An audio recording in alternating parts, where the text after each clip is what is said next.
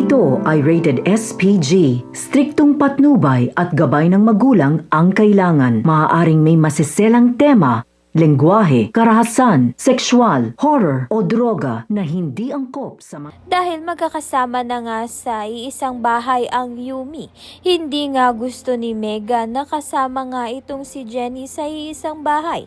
Kaya naman nga't bigla nga itong lalayas. Mag-aalala naman nga itong si Jenny dahil siya nga ang leader ng grupo.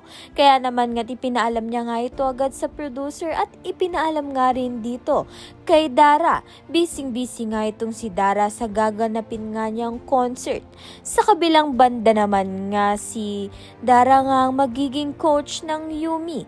Subalit may favoritism nga nangyayari dahil nga sa anak niya nga itong si Megan, kaya si Megan nga parati ang kanyang pinapractice, samantalang si Jenny nga ang leader ng grupo.